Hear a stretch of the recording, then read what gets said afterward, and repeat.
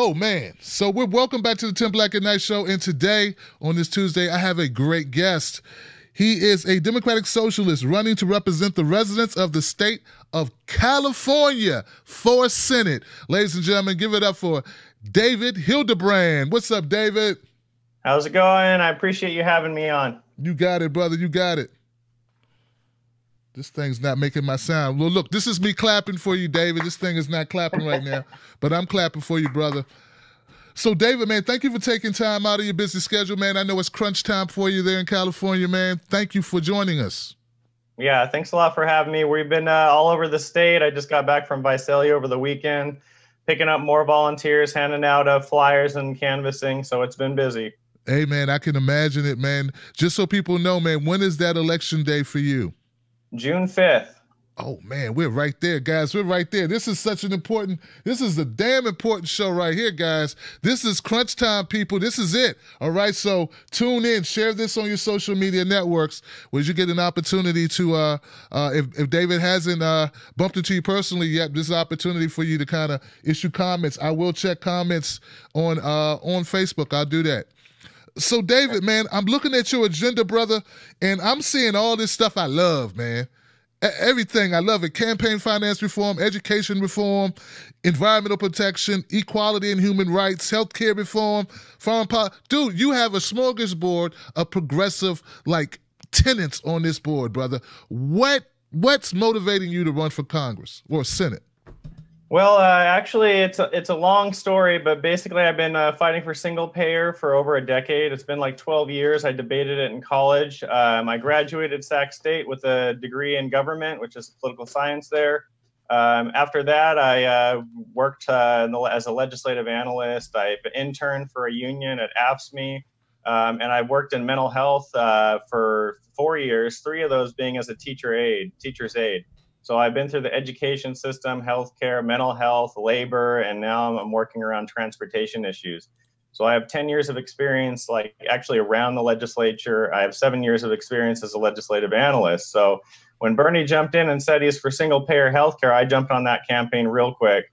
I moved my way up from just a phone banker to canvasser to precinct captain to staging location director for an entire congressional district. That's Congressional District 6 here in Sacramento area. And I did that all as a volunteer. So I worked over 70 hours a week for Bernie Sanders' campaign as a volunteer around a full-time job of 40 hours a week. So when it came, around the primary time and we found out that Bernie wasn't going forward at the California election, I worked for a school board campaign locally. I got involved with a lot of activist groups and issues on the ground that I wasn't already involved in through the Bernie campaign. And then I helped out with SB 562 campaigning and campaigning against the wealth care, we call them, plans the Republicans were putting forward. So I've been on the ground for a lot of issues, especially the recent shooting of Stephon Clark. I was actually at the arena, the Sacramento arena, to shut it down with the protesters for Stephon Clark. I've been out there 5 times total with that movement and with Black Lives Matter. I've been out, obviously, for SB 562, for DACA and DAPA, for a Clean Dream Act. All these issues are issues that I've been fighting for a long time. So when it came time to jump in the race, I was actually building a slate or trying to build a slate for California, and most of the lower races were already filled. So in my district, obviously, we have, everything from dog catcher up to Congress. And those slots that we needed filled had already been filled or were going to be filled by other people, but no one would step up against Feinstein statewide. So by the time March rolled around, I said, you know what, we need someone for this spot that's corporate free. The people of California deserve someone corporate free, a corporate free option.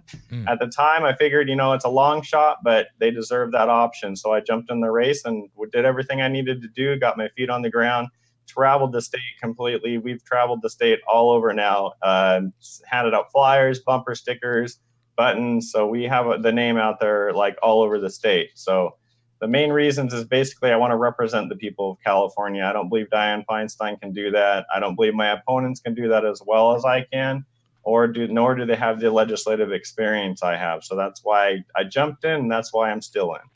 Well, I got to tell you, brother, that sounds very impressive. And I want people to know that I've got people commenting right now in the comment section. David Campbell just said, David, his first name, he's got a good name, same name as yours. David said, What you say is true, brother. He says he's been seeing you in California working really hard for years. For years, he says that David Hildebrand has been out there in the trenches. He says, I quote, "Yes, this guy has been working hard for a minute. I've seen him for several years myself, speaking up." So that means a whole lot, folks. Look, it sounds, David, like you're not doing this just for an election, but this is just what you do, but your life. You dedicated to activism. If you can't help other people, there's no point in going out there at all. We can vote all day long, but if you don't have your boots on the ground, if you're not out there in the mix actually supporting these issues, then you're not doing enough. And that's my mentality. And if I have free time, that's what I use it for. So I laugh when people ask me what I do in my free time. I'm like, this is it. I've sacrificed, everything basically to run this campaign. And I've been doing that for over a year now. So I really believe firmly in having the boots on the ground, having people showing up for each other's activities. So not just your issue that you're really fond of, like for me, it's Singlepayer, but other issues that maybe, aren't your direct issues, but also are important. We have to show up for each other. I love it, man. I'm one of those people who got started in politics only because of issues like you. I mean, I was out there fighting against police brutality, poverty, redlining. I was a volunteer activist, and I at some point, David, I just realized that if I wanted to help things really change, politics had to be the way. Like me talking about issues, me knocking on community doors is great, but you need a mechanism, and that's one of the reasons why I'm like really fond of activists like you who take the route of activism and then they take it into politics. Campaign finance reform is such a big issue to all of us, brother, because a lot of us feel that without campaign finance reform, we got nothing. In fact, David, I used to ask people who came on the show, my guests, I'd say, hey, are you interested in campaign finance reform? And if they said no, I wouldn't even interview them, brother, because that's how serious it is for me. I mean, what's your take on campaign finance reform? Is that like a deal breaker, or should it be a deal breaker for independent media? I would say yes. It really depends. From your perspective, I would say, do you want to non-biased, or a non-biased approach and interview everyone? But the people who are accepting corporate donations, they got plenty of media already. So maybe that's a good thing from your end. From my end, if you're not into campaign finance reform, then you're not a progressive. So from my end, it's in Citizens United, which is like that's just obvious. But we can't just end Citizens United and call it a day, because they can re-legislate on other areas. In California, a candidate can directly accept $5,000 per corporate PAC directly into their campaign PAC. So there's a limit on it, but they can accept $5,000 direct. So that means if Chevron wants to donate $5,000 to one of my opponents, they can do that directly without any issue. Now, if they want to donate more than that, then they have to go the super PAC route. So we have issues existing currently in our campaign finance system that existed before Citizens United that need to be addressed as well. So I'm for public finance elections, which means no one gets to donate, from corporate or unions. It's all either private donations with a lower cap on it. In 1992, when Jerry Brown was a progressive, he limited his at $100 per individual donation. So if we had a system like that where everyone could actually afford to donate to the candidate of their choice, then it'd be a fairer system.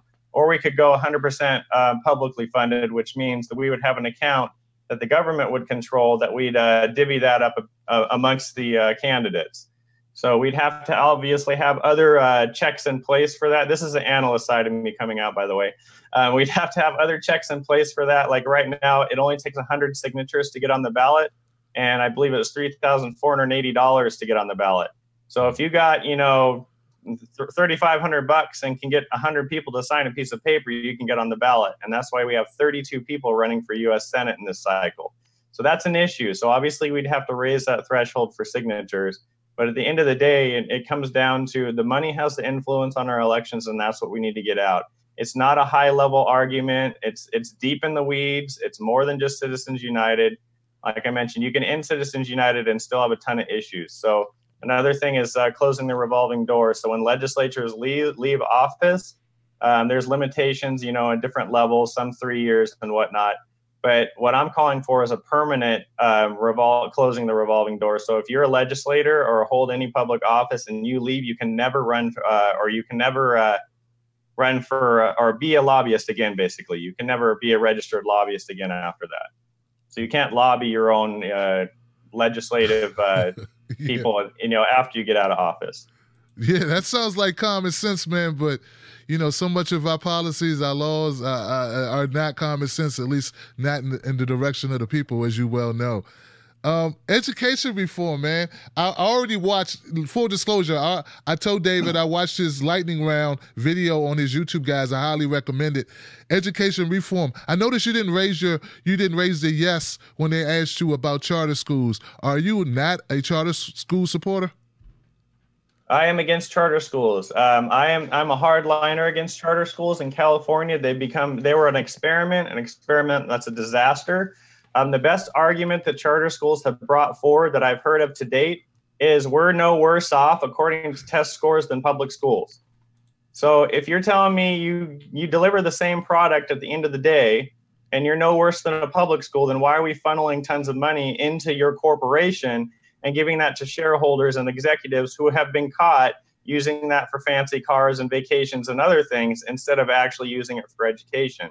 We don't need to take a huge chunk off the top and give it to private shareholders. That's what we're doing with healthcare right now. We're trying to reform that. Well, at the same time, the public school system's going the opposite way. So we need to do that with the public school too. We need to do the same thing we're doing with single payer, and we need to bring it back under the government control, back under the students' control and teachers' control, and not a private entity, a corporation that exists solely for profit.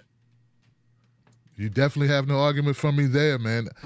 I'm just going to bounce around to your campaign's topics here. Your progressive agenda, folks. Environmental protection. Once again, I saw your clip. I saw that you're against fracking, and you would like to see it banned, not just in California but worldwide. What's some of the reasons why you want fracking done away with?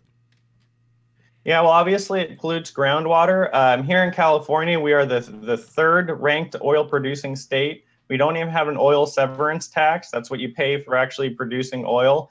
And we are the quote unquote most progressive state in the nation.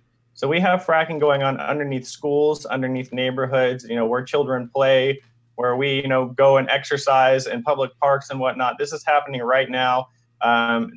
People are no stranger to this in LA area, but it's even happening in other areas of the state as well. The legislature, which is controlled by Democrats, goes out on a limb to basically tell Trump that putting offshore oil drills out in federal waters off California is a bad idea. Meanwhile, they have numerous offshore oil rigs in state and municipal waters that they could shut down tomorrow, and they don't do it. So oil actually controls the state legislature to an extent, and I only say to an extent because other corporations are involved as well. So currently, all the legislature basically just bows to the will of oil, and that's why we're in the situation we're in. So that needs to change. We need to get people in office that don't accept oil money or any other corporate donations to actually make those changes.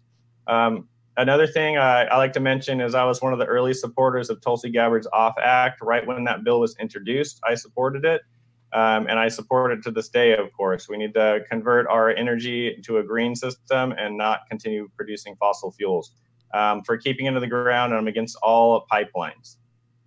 A few months ago, one of my viewers, who I know is a California resident, he was telling me something about metals or it was something regarding the environment. He said these businesses that do metal work or steel work, something about chemicals in California. He was kind of educating me on it. Is there any of that ring a bell about the, I guess we'd say the fumes coming from these businesses and how they were affecting local residents? That ring a bell to you?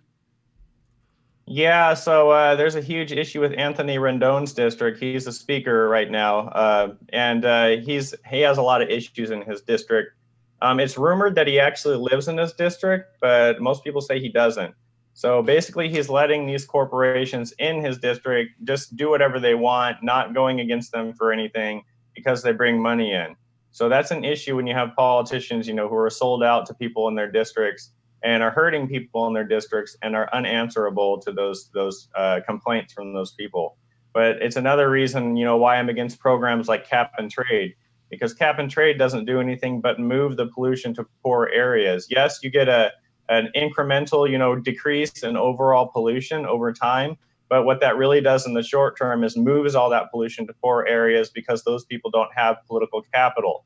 They don't have money to fight against it. So the nice areas next to the golf courses and the mansions, they're the first people to speak up. And then you get into those poor areas and they don't have time or money to speak up. So they just get, steamrolled over, basically. Absolutely. Absolutely, David. I try to tell people that Flint, Michigan, we hear a lot about the Flint water, which we should hear a lot about it, right? But that's not the worst water we have in the country. It's just we directed a lot of attention to it, and there are other cities across the country that test just as bad or worse than Flint water. So I don't know. I think it's part of media's job to get the word out and alert people. But the shortage of independent media, as you know, David, we talked offline, man, and the resources of independent media doesn't always give us the ability to do that. Just moving on. Go ahead. The issue with media is the same thing as with elected officials. If they are paid for by corporations and owned by corporations, they're not going to report on things that hurt their bottom line. So the media is no longer the fourth branch or fourth wing of the government. They're no longer part of it at all. They're just co-opted into the rest of it. So we basically have a one-party system in our country. It's the corporate party. And we have a fledgling movement of progressives going forward and trying to change that. So that's why movement politics is what it's about. David, you sound so progressive, brother. I'm just wondering, because in the beginning you mentioned environment, and the way you mentioned it, and capping, getting off of the fossil fuels. Sounds a lot like Green Party. Part of your decision-making process to run as a Democrat, did you consider running as a Green Party member, or is it something I'm missing about California? I never decided to run as a Green Party. It was never a consideration. I love the Green Party. They're doing good things on their end, but I don't think that they're going to be able to win a statewide election in California. I think the closest thing is probably Gail running independent, but she had great name recognition and a great story already before she ran independent. And she was obviously previously a Green. In California, we vote Democratic. And people are going to counter-argue probably in the feed saying, no, Democratic Party is shrinking in California and no party preference is growing at the fastest rate of any other registration. Yeah, that's true.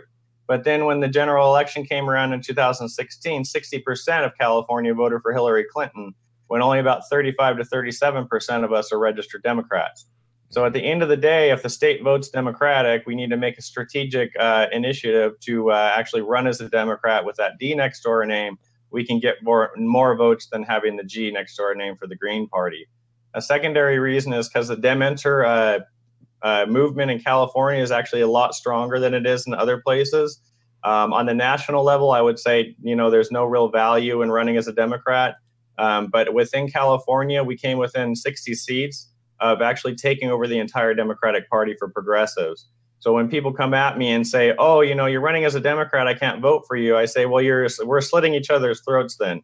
I've endorsed a Green. I've endorsed several independent people because I can do that as a candidate. Delegates within the party can't do that because they are required to only endorse people within the party. But as a candidate, I can endorse who I want. Some Democratic candidates and elected officials have endorsed Republicans for sheriff and DA spots, especially in Sacramento, against the current DA and sheriff who are Trump supporters. They've endorsed them. So people that aren't seeking justice and aren't asking for stuff to be changed. So if they can do that, then I'm going to support people like Gail McLaughlin all day long and support Greens and independents who I believe are the better candidates in their general election or even in the primary of the election that they're running. Well, you're absolutely right. You know why I asked you that question, because that's something that people ask me all the time, and I'm sure you understand that a lot of people are just bitter with the Democratic Party. They feel like we need to get away from it. I myself voted for Bernie, then I voted for Jill Stein, just you because. And me both. Right. What else? I had my decision. I had my reasons. I'm sure you had your reasons. Yeah. You know what I mean? Healthcare reform, man. I don't want to skip past this. Healthcare reform. You're a big-time advocate. I saw what happened with Rendon in California. Explain your position on healthcare. Yeah, so I'm for single payer all the way. Like I mentioned, I've been debating single payer for 12 years now. I debated it in college anyway. I've been supporting single payer since. I've actually got into heated debates at events and marches. with people on the other side of the aisle, as far on the other side of the aisle as Jefferson State and constitutional, basically the conservatives that want to amend the Constitution to support their ends. I got in heated debates with them where it started off as, we don't need to, pay for people that aren't, here legally, to yes, we need single payer, and yes, undocumented immigrants need to be included in that system. And the reason why is because it saves money. It's common sense. You cut out the profits, you cut out the advertising overhead, and you come down with a smaller number. So we're already paying for people that are undocumented through the emergency room, which is a lot more expensive than them just going to the doctor. So at the end of the day, it makes sense to go single payer. I mean, I could go on for hours about single payer because that's my issue, but I'm sure that you've heard a lot of that on my other interviews. So, but I've been a strong proponent. It's the main reason that I actually volunteered so much for Bernie, and that actually had hope in actually changing to a single payer system through his presidency. So that was what got me out there for him. So at the end of the day, that is my number one issue. Campaign finance reform obviously is right next to it, but my personal favorite issue and my personal issue that I fight the strongest for is single payer. In your experience, David, what is the thing with the people that don't support it? Now, I know that number is highly inflated. A lot more people do support it than they report, and you know the reasons for that. We all know the propaganda. But of the people that disagree with universal health care or Medicare for all in any of its iterations, what has been your experience? What are their reasonings? What do they say? So the first thing people will say, first let's talk about elected officials and corporate candidates. They're accepting money from healthcare, insurance industry, and the pharmaceutical industry. So that's why they're not going to support it. But that's obvious. But the people on the ground, like people on the right and far right, they don't support it because their number one thing is, how are you going to pay for it? Or we don't want to pay to give people free stuff. That's their number one thing. So in the polling, it shows that most people are actually for single payer. That number drops when you tell them that it might raise taxes. The thing that really nails it down, though, is when you actually bring the whole cost into the picture.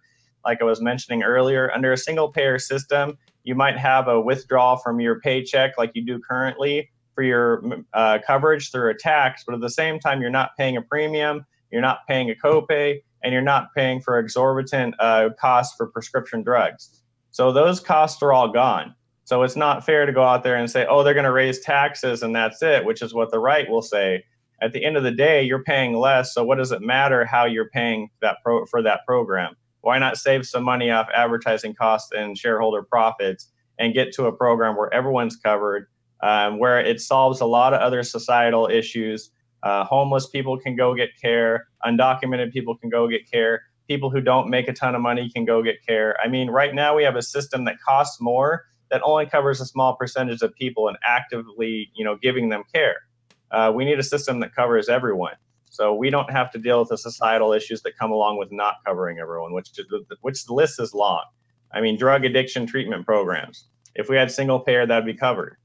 Mental health programs covered. So now you have homeless people would only have to really worry about housing after that, which is a whole different, conversation that we need to work on as well. But if you have complete coverage of medical care, mental health, and pharmaceutical, and dental, then homeless people would be a lot better off even without extra housing. But then on top of that, we add that to the platform as well and make sure we house everyone.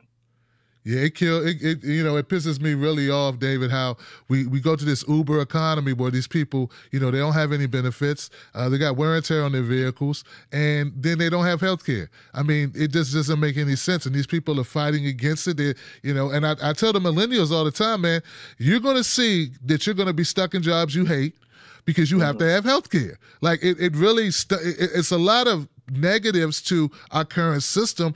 Not to mention our seniors and people with medical conditions, man, who can't afford it, brother. People are dying every year from lack of medical coverage or proper medical coverage. So yeah, and it's a broader issue too, because it's not just the patient that we're talking about. I actually had a friend. He passed away, unfortunately, at 34. He was a friend from high school. And what happened with him is he got the care he needed through like extreme donations, basically. People paid a ton of money to get him the care he needed. Unfortunately, when he passed away, he put a lot of other people into financial debt as well. His dad got to the point where he was living out of his truck in the streets of San Francisco. So it's not just the patient. Families step in and they do, the moral thing, and they help their family member out. Friends step in, help their friends out. And at the end of the day, they end up broke, and we end up in a system that produces a negative end no matter what. So there's no way that people who are in poverty or low-income workers can afford to support their family and friends through the current healthcare system. It's just not possible. So when you see someone who's hardcore against single-payer healthcare, and then one of their family members gets sick, they have a sudden change of heart and realize, you know what, this is a ridiculous system. I had insurance coverage, I should have been covered, or my wife should have been covered, or my husband or my kids should have been covered. But then they cap healthcare costs. So you've reached your lifetime healthcare cost of $1 million if you're lucky. And after that, they say, we won't cover you. You go to another insurance company, they won't cover you either because you reached the cap at the other insurance company. So the whole system, like many other issues in California and in the United States, is a program set up for failure. So we set people up for failure in almost every single walk of life, every single issue we come across. And the reason at the end of the day is, like I always say, it always goes back to those corporate donors who actually are influential in either writing the laws or writing the laws themselves. Absolutely, brother. It's a horrible thing in the richest country in the history of countries, and people have to use GoFundMes in order to get medical treatment. And that's a for-profit company that takes a cut as well. Damn. Horrible. California, there's no secret that there's a homeless population in California. I hear a lot of people talk about Skid Row. What are some of your solutions to combat homelessness in California? So as a U.S. Senator, obviously I would be more on the funding side of it. We'd be giving federal funding to states to allow them to distribute that where it's needed. What a lot of people don't know right now is there's millions of dollars set aside in an account to help with homelessness that's just sitting there. When we put in public restrooms, we immediately close them down, and then we complain about people, urinating and defecating on the streets. Well, you haven't provided them somewhere to go. So public, institutions, fast food restaurants, coffee shops, they don't allow people in. They put code locks on their door for customers only. And, where are they going to go to the bathroom even? So that's like one of the basic necessities we have as humans is using the restroom. And we can't even allow people to do that. So that's just not even getting into the real girth of the issue. Housing, I'm for rent control, for publicly financed housing, which means we're going to go out and build houses that are controlled by public entities. I'm also for housing co-ops, which basically what happens is you buy the land as an entity. So you buy it as a city. So say San Francisco or Sacramento buys land, build some houses on it. People are allowed to buy those houses, single family homes, condos, whatever, but they can only sell it for a certain percentage higher. So say you give them 2 or 3% profit off of selling that house, but that's all they can do. And what that is controlled through the land is owned by the state. So they have to agree to that when buying the house. So there's a lot of different systems we can put into place, but it starts really with rent control, because that's something that can help everyone tomorrow by controlling their rent from increasing more. I actually have personal friends who their rent went from $800 to $1,600 overnight. And this is not in San Francisco. This is not in LA. This is in Arcata, Eureka area. So this is an area where rents aren't as high, as the ones we hear on the news. And they're still dealing with these rent increases. So that's something we really need to get under control. It goes back to political will and the lack of it. We actually had a rent control bill, a Costa-Hawkins bill in the legislature. They didn't pass. We have initiatives going right now for Sacramento and statewide for different rent control and ending Costa-Hawkins, which is a measure that basically controls how many places can have rent control and basically limits how many places can have rent control. And it cuts down the availability of those. Basically, they're older, dilapidated apartment buildings that can be rent controlled, and nothing newer than mid-90s can be rent controlled. So it really cuts down the whole thing. So basically, we're trying to repeal Costa-Hawkins in the state right now and end the Ellis Act, which is basically you can evict if you move in. So people will just work the system and say they're moving in and never actually do, just so they can evict people and either turn their apartment into an Airbnb or they can move somebody else in there for a higher cost in areas where there is rent control. Your opponent, make no mistake about it, is a corporatist, Republican light, Dianne Feinstein. What are some, I know there's a lot of differences between you, like it's, Oh man, I know there's a lot of differences between you and Dianne, but what are some that you think are really game changers, or if you had an opportunity to be on a debate stage, what are some questions that you would ask her, David? I think number one, I'd go after her on single payer healthcare. She's come across as a progressive on a couple issues very recently. She recently had a change of heart on the death penalty. She recently had a change of heart on recreational marijuana 2 weeks after sending out a letter saying she was against it. And then another thing I would go against her on is her war record. She has voted for every single war that's come across her desk, basically. She's voted for every single military funding bill that's gone through. She's voted for spying on American citizens. Basically, you name it. Anything that comes through, she votes yes on when it has to do with war. So I call myself the anti-war candidate. I'm against direct and indirect involvement in foreign nations. We need to bring the troops home and focus on defense here and focus on our infrastructure here. So that's one of the main things I'd go against her on. Again, we're in the quote unquote the most progressive state in the nation. And we have a senator who's literally going out there promoting wars. When I started this campaign, 3 of her top 10 donors were military industrial complex companies. 2 of those were drone manufacturers. So she makes money off the war machine. I do not make money off the war machine, obviously. I'm against war. So let's, like I said, bring the troops home and focus on renewing, our roads and bridges here instead of blowing them up over there. No argument here. Alicia Forrest Usage, she says, if we don't address the money spent on war, we can't address anything else. I'm sure you agree with that. Darren Levy, without a doubt, there will be another major crash soon. I just hope it's before 2020. What do you feel about our economy? I noticed you got income and wealth inequality. You have any comments about economy or what you would do as a senator for California? Yeah, so the basic things, are living wage for all workers starting at $15 an hour. I go farther than that, though, because $15 an hour is laughable in a lot of areas of California and even, in other cities nationwide. So what I'm saying is we need to adjust that and index that to the cost of living for each area. So in Sacramento, you might have a $20 minimum wage. San Francisco, you could have a lot higher minimum wage so people can live in the areas they live in. But we need to do something else as well, and that's attach that to the consumer price index. Because what's going to happen if you set a flat base wage for minimum wage, corporations will just raise their prices. But if you attach that to the consumer price index, and that wage follows those prices up. So instead of going to the supermarket and watching your whole paycheck disappear when you buy necessities, or paying your rent, or paying the electric bill, which is all risen because the minimum wage has risen, now those companies will have to eat into their corporate profits and their shareholder profits instead of going after our benefits and our wages.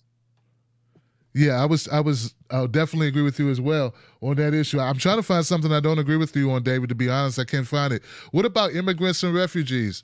You talked about DACA earlier, your support for that, and also healthcare for those, because you also see, which I think is very sensible and logical, these people are going to go into the emergency rooms for their healthcare, and we end up paying for it because they're not going to pay for it. So what are some of your points on immigration that people should know about David Hildebrand? Clean Dream Act means a dream act where people can actually stay here legally, and also on top of that, we need basically an amnesty program or a road or a path to citizenship that people can accomplish here. So what I mean by that is currently we have ICE going out, as we all know, detaining people who either committed a small crime decades ago or committed a small crime more recently that aren't actually a danger to society, aren't actually a danger to anyone else, or they just pick them up because they're just generally illegally immigrated here. They overstayed their visa, so they don't have documentation. So those people are basically, they're splitting families. They're taking the breadwinner of those families and moving them across the border. I'll get into this in a second. Basically, what you'll notice a lot from me is marketing is number one. So when we talk about issues as a progressive movement, we need to talk in a way that markets to the other side. So that's why I mentioned about undocumented immigrants. They're using our healthcare system currently, and we're paying for it. Same thing here. You take a breadwinner and deport them. Now their whole family's still here. That family, what are they going to do? They're going to go sign up for programs that they as citizens have a right to sign up for. So they're going to sign up for welfare and social programs to support themselves. Now you're paying for something that was previously paid for by a private citizen. So instead of doing that, let's let that person stay here.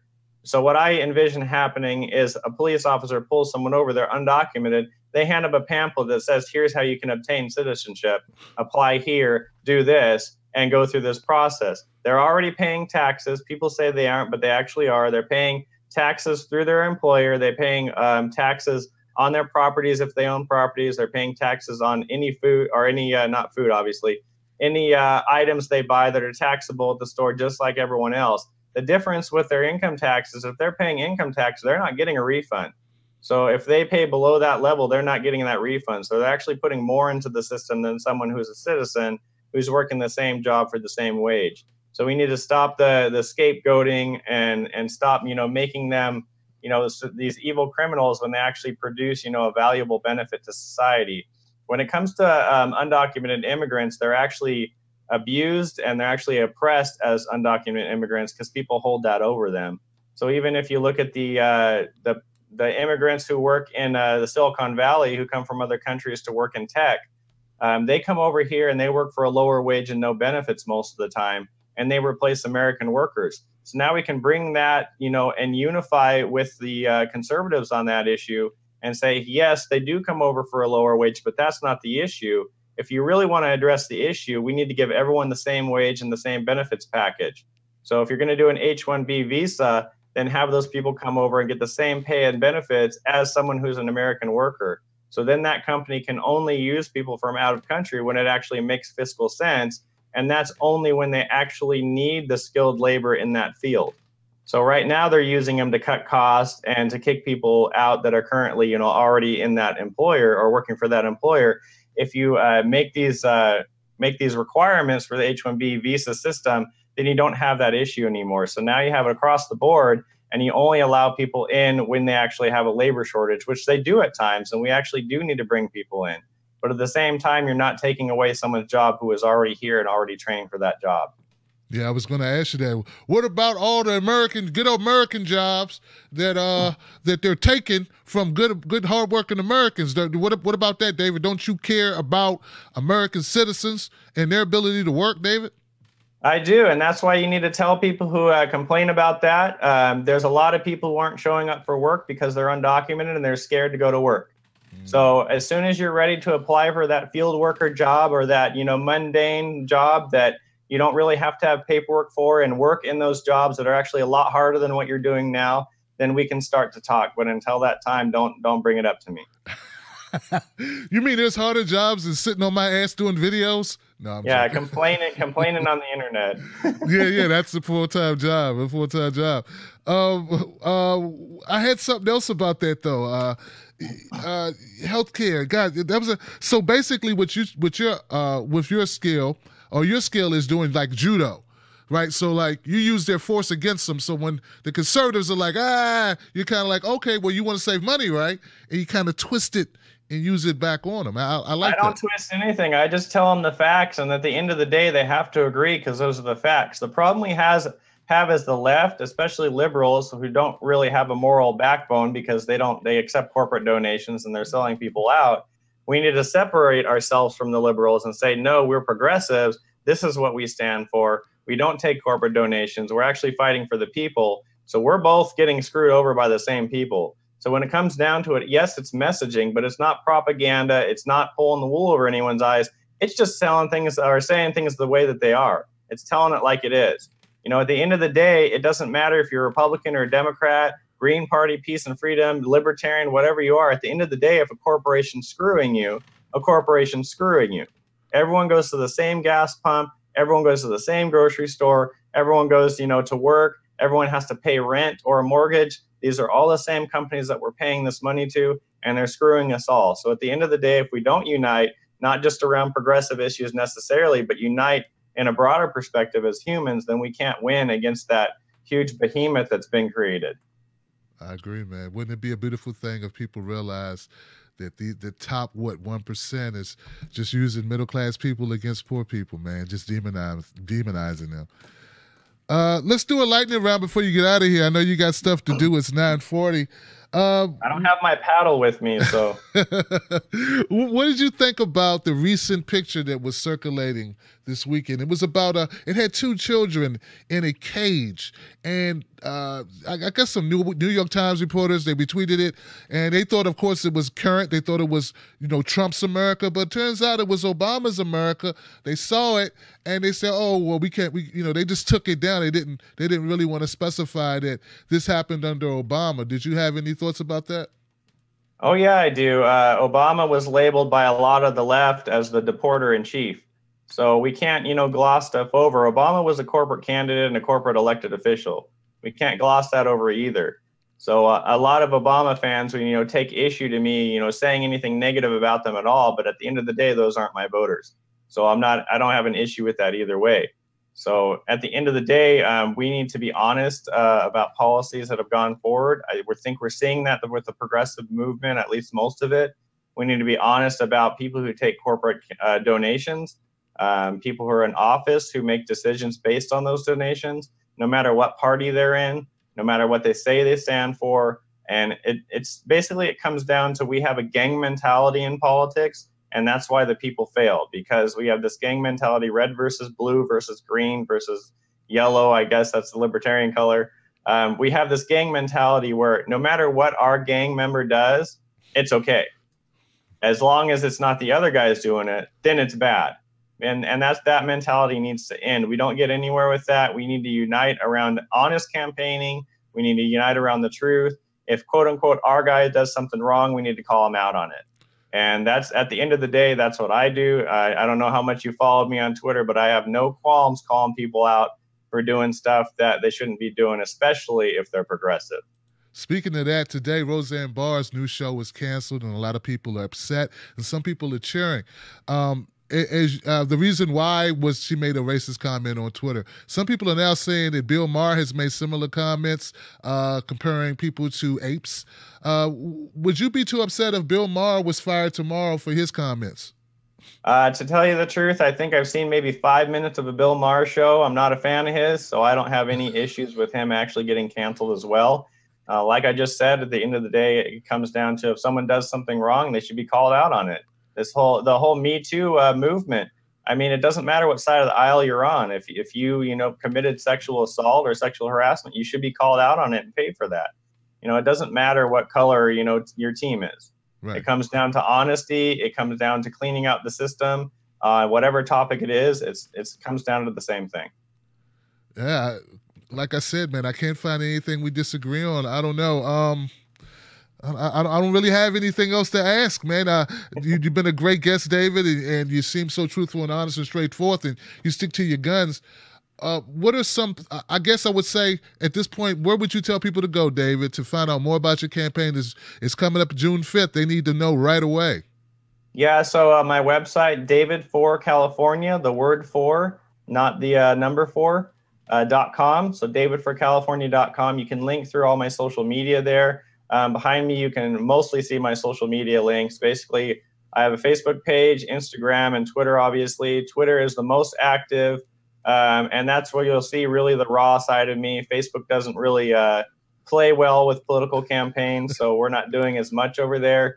But Twitter would just do what we want, and we'll get suppressed, here and there, but we're just going to keep fighting on that. So Twitter is a good thing to follow as well. My YouTube account is also available through the website just by clicking on the main video on the front page. And you can see a lot of my interviews there. Tell me what you think. Our recent Costa Mesa event is going up probably later tonight after my next interview. And then just follow along there. Honestly, at the end of the day, I want you guys to decide who would you rather have going forward against Feinstein. Calculate the risks of different candidates, what are their weaknesses on policy, and really make an educated decision, because at the end of the day, you have to decide who's best going to support you, who's best going to represent you, and that's what it's about. It's not about, this or that. It's not about identity politics. It's not about who has the most money, obviously, because Feinstein beats us all on that. It's about who's going to best represent you, and you have to make that choice yourself. So obviously, I'd love to have you vote for me. I'd love to go forward against Feinstein. I think I can steamroll Feinstein. I don't think a lot of the other candidates in this race can come close to my policy experience. So at the end of the day, I hope you vote for me, but make your own educated decision and do the research on your own. I love it, man. I love it. Guys, go check it out. David, what's that address again? What's your website again? DavidForCalifornia.com. DavidForCalifornia.com. Thank you once again, David, for joining us. Folks, go to DavidForCalifornia.com. Get more information about David Hildebrand, what his campaign is about, and get involved. As you know, we got to get rid of Dianne Feinstein. She has been here long enough. She's overstayed her welcome. Her corporate ties, her warmongering history, past and future, we need to put an end to that right away. So go do it. I appreciate you tuning in. I'll see you again on tomorrow. I got a special show. Thursday, I have Shahid Buttar, San Francisco Values to Congress. Vote for Shahid Buttar. He'll be here as we continue to give candidates an opportunity to get in front of more people before the elections. This episode has been brought to you by justinform.com.